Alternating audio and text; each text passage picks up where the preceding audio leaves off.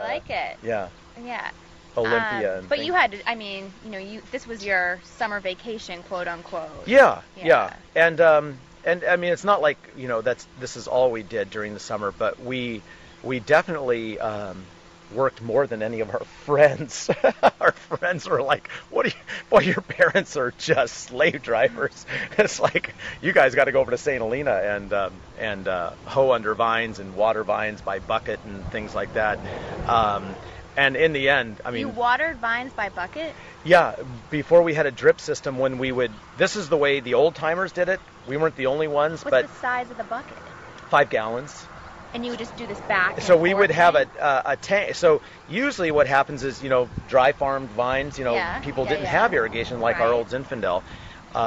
So what we would do is we would dig a hole, put the rootstock in, and then... put about 4 gallons of water in the hole, and as it soaked in, then when you would start filling up the hole so that the roots were in nice moist soil, and that would give them, and then you cover it with dry soil so that water is kind of trapped around there. It won't evaporate. And this is the way grapes were grown until drip systems came along in the 70s and 80s, and so then what we usually figured, if we could put 4 or 5 gallons of water on each vine 3 times during the summer. Okay. So about once a month. We would plant them in May, and we'd come back in June, July, and August, and that would keep them alive. Yep. And they weren't flourishing like we see vines. But they weren't crashing. No, they weren't crashing, and we used mostly back then St. George rootstock, which is the most drought resistant, and that's the rootstock that the old timers all used in California, which is what our Zinfandel is still growing on. So drought resistant rootstocks, and then dig holes, put in water, and you just do that all summer long, because by the time you're done giving one round of water, you can basically start over at the beginning. And so it's job security for teenagers. And did you and your brothers all have the same job, or did you fight over who, was there a worse job that you always stuck Eric with because he was the youngest or something? I always assumed that my brothers weren't doing as much work as I was, but I think that's natural, and I think they assumed that I was bossing them around because I was older than them.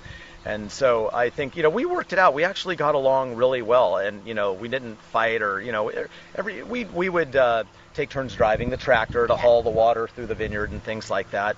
But we screwed around a lot. It's hot, and it's summer. Yeah, and Rodrigo Lopez, who was the vineyard foreman at that time and lived in this house, he would just, look at us like, oh my God, but he knew that we were the boss's kids, so he was just kind of amused by us, and he got as much work out of us as he could get. But it was not without a lot of screwing around, but we had to amuse ourselves because it's really a long summer doing that kind of work, and you're not getting paid almost anything. So fear. Yeah, it was survival. It was survival to have somehow have fun, and we would bring our friends over, and they would work, and they would think, God, your parents are really slave drivers. But so you would get them once. Yeah, we would get them, for part of the summer, and then in the fall picking grapes. So yeah, it was a great way to grow up, and we have lots of stories and lots of good memories, and I wouldn't have it any other way, really. Yeah. It was what kind of draws you back here later. It's what grounds you to the vineyard and to the land. Once you survive those years, then you can romanticize them, and it makes you want to come back and do it again. Yeah, well, Phillip, that's what I Emily? always thought. I didn't know, but I always thought that the Reserve Cab was maybe an extra favorite, only because most of the fruit comes from Eller's, the vineyard that you guys established. I mean, talk about sweat equity. Yeah, we planted it. Totally. We did all the watering and everything on that vineyard, and so it's great to have. There we go.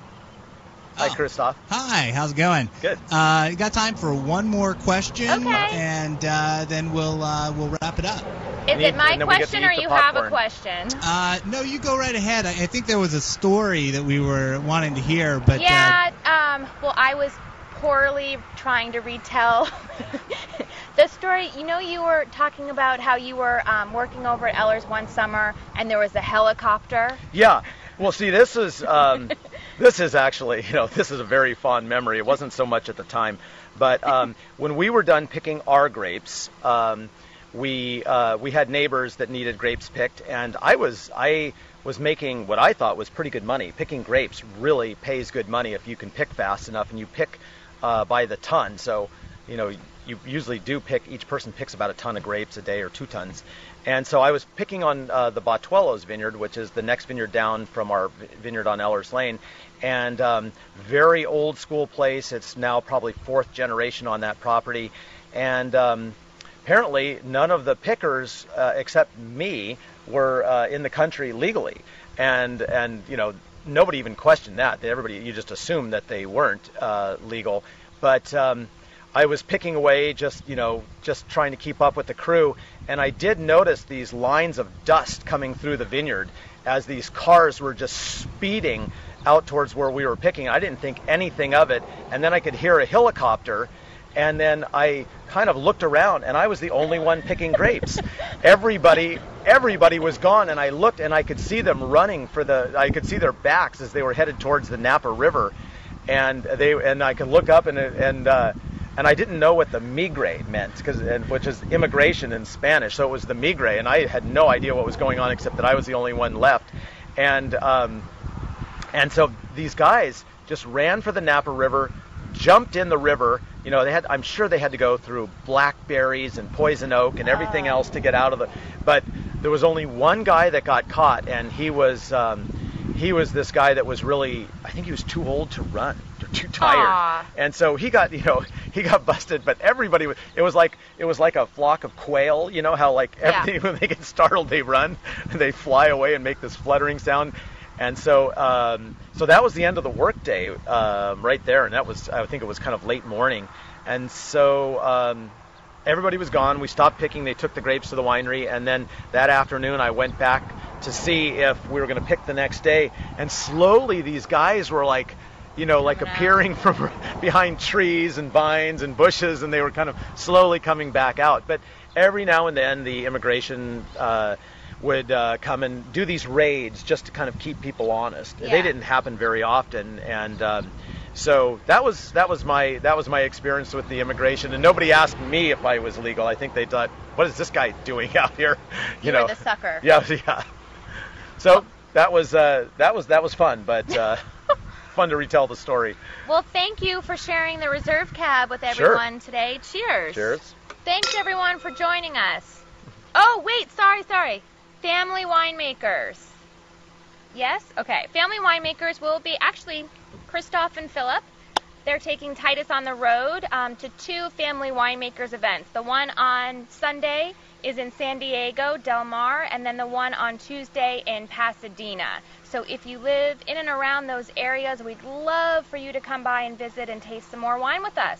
Take good care. Try the popcorn at home. Now we get to eat the popcorn. Yeah, it's good. I love it.